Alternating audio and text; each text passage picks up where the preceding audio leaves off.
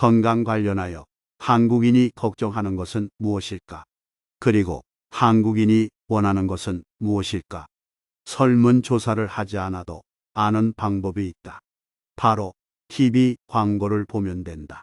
가장 흔한 광고가 피로를 풀어준다는 광고다. 혈액순환을 도와준다는 광고, 잇몸을 건강하게 해준다는 광고도 많다. 그 외 시력 감퇴에 도움이 된다는 광고, 관절염에 도움이 된다는 광고, 치매 예방에 도움이 된다는 광고, 그리고 부족한 영양 성분을 보충해준다는 광고 등등 제약회사들은 알고 있다. 여러분이 무엇을 원하는지, 그리고 그걸 어떻게 해야 많이 팔 수 있는지를 말이다. 나는 이 부문의 문외한이지만 광고들을 보면서 두 가지를 느낀다. 사람들의 아픈 데를 콕콕 찔러가며 바늘만큼의 작은 효과를 방망이만큼의 엄청난 효과가 있는 양 현혹하고 있다는 것을 말이다. 귀신같이 사람들이 걱정하는 것, 그리고 원하는 것을 알아채고는 그 감정선을 기가 막히게 자극하고 혹시 잊어버릴까 친절하게도 반복적으로 유행어까지 만들어 선사한다. 나를 포함한 우리들의 뇌리에는 이와 관련된 많은 유행어가 있다. 또 먹기만 하면 엄청난 효과가 있을 것처럼 과장을 하곤 한다. 심지어 쉽게 좋아질 수 있는데 왜 고생을 하고 있냐며 안타까워하는 고운 심성까지 보여준다.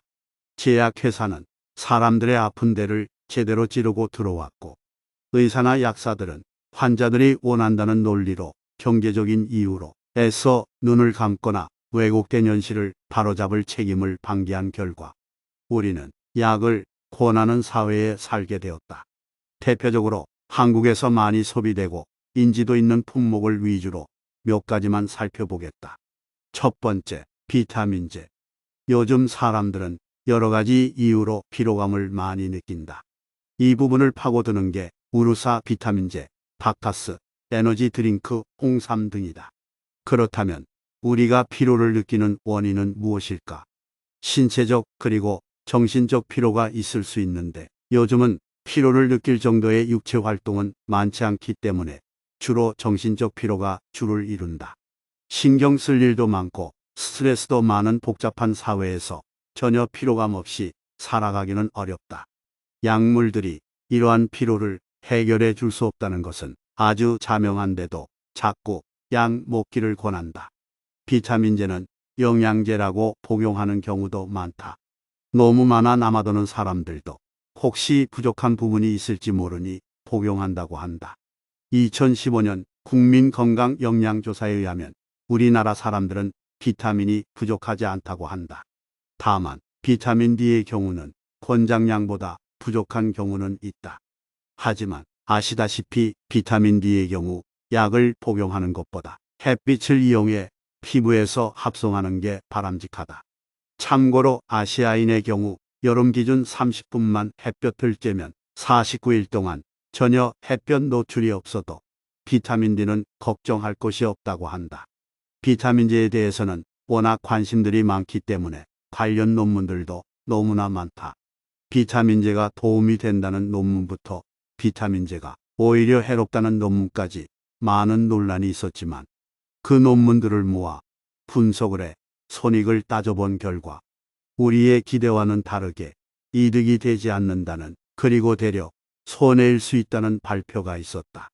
수많은 비타민제들과의 차별화를 위해 활성 비타민, 천연 비타민 등의 수식어를 사용하기도 한다. 활성 비타민이라는 말은 똑같은 기능을 하되 단순히 흡수 또는 체내 이용률을 높인다는 것으로 특별한 기능을 의미하진 않는다.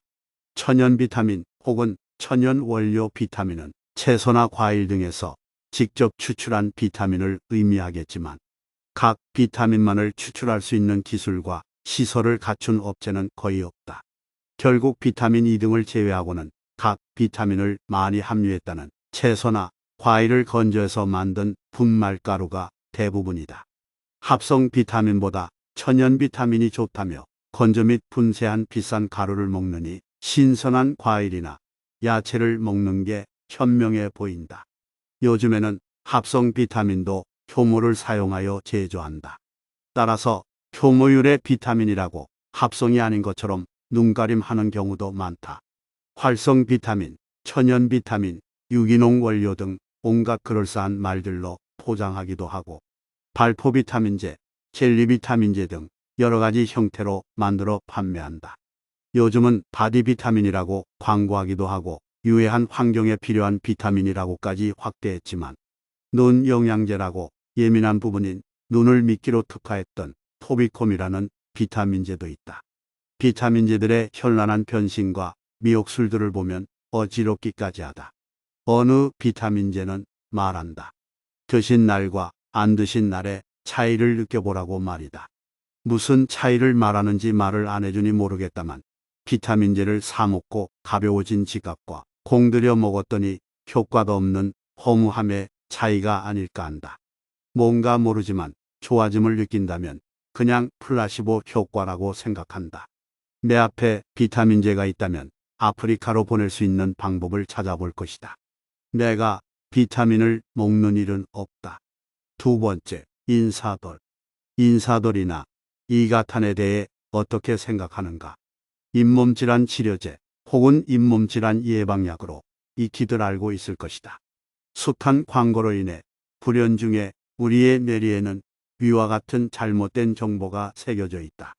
MBC 불만제로에서 2013년 12월 4일 방송한 내용을 요약해 보겠다. 인사돌은 원계 발사가 프랑스 회사인데 원래는 의약품으로 인정을 받아 판매가 되었었다. 그러나 2011년 치료제로 효과가 입증되지 못해 탈락하여 현재는 건강기능식품으로 판매되고 있다. 이가타는 원 개발사가 일본 회사인데 일본 후생노동성이 효능 효과를 인정하지 않아 현재는 판매가 중단된 상태다. 우리나라에서는 2012년 건강보험에서는 탈락하였으나 약으로 판매되고 있다. 이후 숱하게 견제가 있었음에도 별 의미 없는 성분을 추가하며 플러스라고 상표를 바꿔가며 장사를 계속하는 이유는 돈 때문이다. 매년 수백억씩의 시장을 놓칠 수가 없어 견제와 비난에도 꿋꿋이 버티는 것이다. 이제는 호주머니 그만 털고 놓아주길 바란다. 치주 질환의 주요 원인은 치태와 치석이다.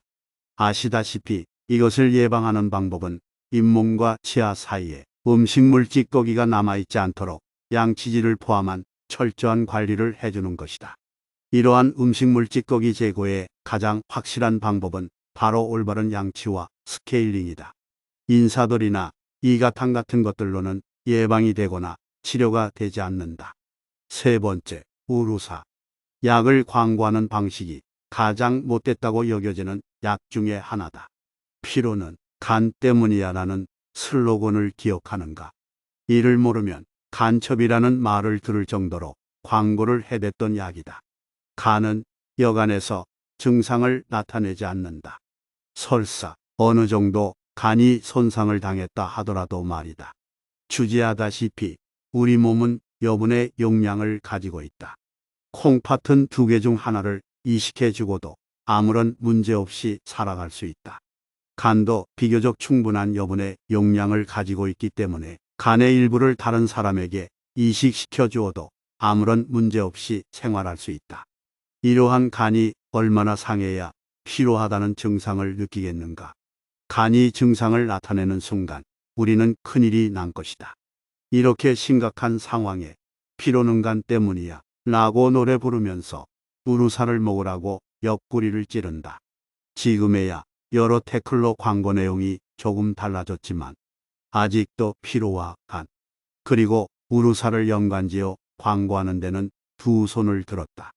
건강사회를 위한 약사회에서 우루사와 관련한 책을 출간한 후에 대웅제약이 고소를 하였던 사건이 있어 다소 조심스럽기는 하지만 멀쩡한 간을 이용해 영업하겠다는 생각은 멈춰달라고 부탁은 해야 할 것 같다. 양이작용이나 효과를 논하기에 앞서 이런 제약회사의 윤리에 실망하게 된다. 네 번째, 프로바이오틱스. 우리는 생태계라는 말을 자주 듣는다. 멸종위기종을 이야기할 때 멸종 후에 생태계의 한 축이 무너지는 파급 효과를 걱정한다. 반대로 생태계 교란종이란 놈들은 너무 번성하여 다른 생물들의 생존을 위협한다. 공생도 마찬가지다. 서로 도운다는 의미의 공생이지만 선의로 자신을 희생해 가면서 다른 종을 돕는 것은 없다. 그보다는 도와주기 싫지만 내가 살기 위해 이용해야 하는데 더 많이 이용하기 위해 도와준다는 의미가 더 강하다. 모든 자연계가 그렇듯 인간도 내부의 수많은 세균들과 함께 살아가고 있다. 인체 내의 미생물의 수는 인체 세포보다 더 많은 것으로 밝혀지고 있다. 이 중 절대 다수는 대장 내에 있다. 그 종류도 우리가 알고 있는 것도 많지만 알지 못하는 것들도 많다. 이들을 장내 세균종이라고 한다. 이 세균종은 인간을 위해 자신을 희생하려고 존재하는 것이 아니다. 각 세균 집단들은 스스로의 생존을 위해 각각 경쟁하고 도와가며 하나의 생태계를 이루고 있다. 이 생태계를 파괴할 수 있는 균이 들어오는 것도 용납하지 않는다. 음식을 통해 온갖 나쁜 균들이 들어와도 세균종은 자리를 내주지 않는다. 인간을 위해서가 아니라 자신들의 생존을 위해 싸웠지만 우리는 이들에게 감사해야 하고 응원해야 한다. 그럼 어떻게 응원해야 할까? 유익한 균이니까 그 균을 더 많이 만들어서 공급해 주어야 할까? 그렇지 않다. 그 많은 종류의 균들의 분포도 아직 모르고 서로 간에 어떻게 작용하는지도 모르면서 몇 가지 세균들을 집중 투입하면 안 되기 때문이다.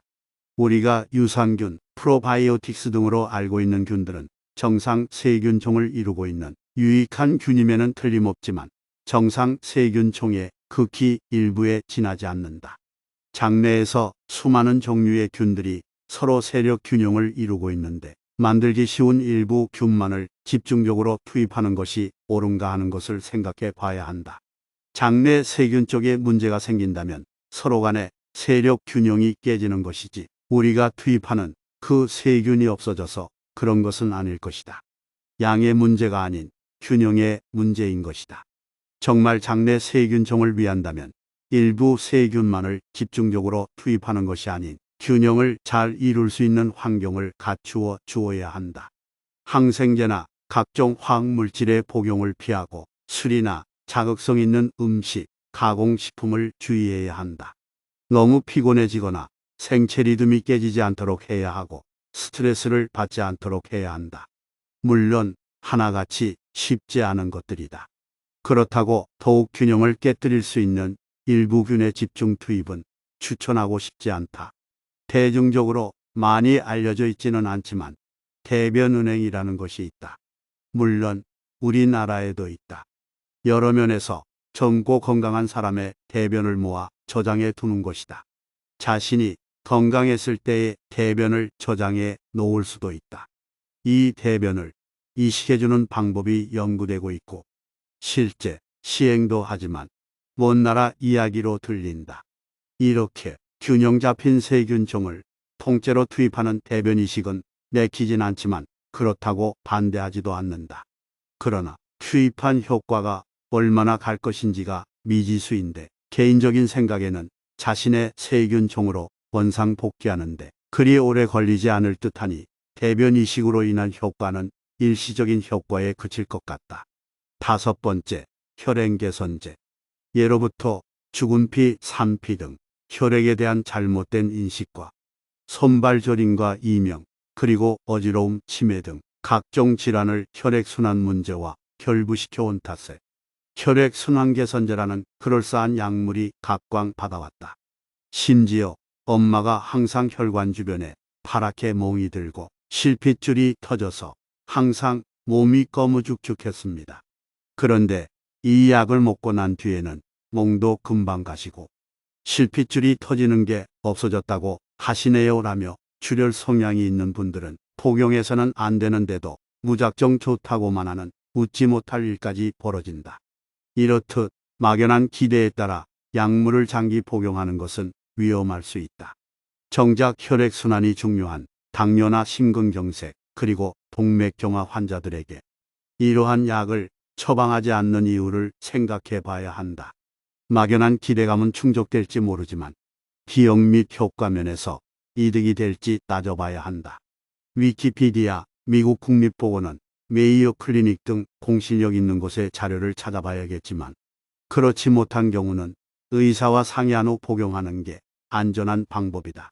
그 외 혈액순환 개선제라는 아름다운 이름으로 판매하는 수많은 약이나 건강보조식품들이 과연 기대할 만한 효과가 있을지 의심을 해봐야 한다. 여섯 번째, 글리아티린. 글리아티린은 뇌기능 개선제, 기억력 감퇴, 치매약 등 뇌와 관련된 모든 경우에 사용하는 경향이 있는 것 같다. 건망증에 좋은 약, 그리고 치매가 예방되는 약이 있다면 얼마나 좋겠는가. 이런 기대와 수요가 있는데 제약회사가 가만히 있을까? 역시나 많은 약들이 나타나 주셨다. 드러그닷컴에 따르면 글리아티린 성분으로 만든 상품명이 세계에서 15개가 있는데 그 중에서 7개가 한국 제약사에서 만든 이름이다. 외국 제약사 중에서도 유명 다국적 제약사는 없다. 이토록 좋은 약을 왜 그 돈 많고 능력 많은 제약사들은 만들지 않을까? 왜 유독 한국에서만 이런 약들이 붐을 이룰까? 더구나 다른 나라에서는 식약처 등으로부터 인정받기를 포기하고 건강기능식품이나 비처방약 위주로 판매가 되는 걸까?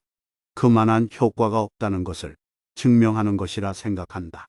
아주 특수한 경우에 일부 효과가 있을 수 있지만 우리나라에서는 이런 특수하고 사소한 효과를 일반화시키고 과대 포장하여 판매하고 있다. 일곱 번째는 바로 글루코사민이라는 건강기능식품이다. 연구조사에 의하면 글루코사민은 관절염에 약간의 통증 완화 효과는 있을 수 있으나 관절의 염증 소견은 좋아지지 않았다. 또한 위키피디아에 따르면 경구 글루코사민은 식품 보충제이며 의약품이 아니다. 미국에서 이것을 어떠한 질환이나 상태를 치료하기 위해 판매하는 것은 불법이다. 라고 되어 있다. 또한 드러그닷컴에 따르면 글루코사민은 골관절염에서의 작용에 대해 많은 연구가 있었지만 임상실험 결과상 효과에 대해 인정하기 어렵다. 라고 이야기하고 있다. 결국 광고를 어떻게 하든 대단한 효과는 없다는 것이다. 살다 보면 관절이 좋지 않게 느껴지는 때가 많은데 한 번쯤 관절에 좋은 약이나 음식이 없을까 찾아보게 된다. 아직까지는 기대할 만한 약물이 개발되지 않았으니 좋은 치료법이 나올 때까지 관절을 조심히 사용하고 잘 보존해야 한다. 콘드로이틴도 관절의 연골에서 발견되는 성분 중 하나이기 때문에 관절에 좋을 것이라며 복용하는 경우가 있는데 검은 콩을 먹는다고 흰머리가 검은 머리로 되지 않는 것처럼 연골을 많이 먹어도 연골이 좋아지지 않는다. 글루코사민과 비슷하게 콘드로이틴에 대해서도 미국 국립보건원에서 다음과 같이 이야기하고 있다.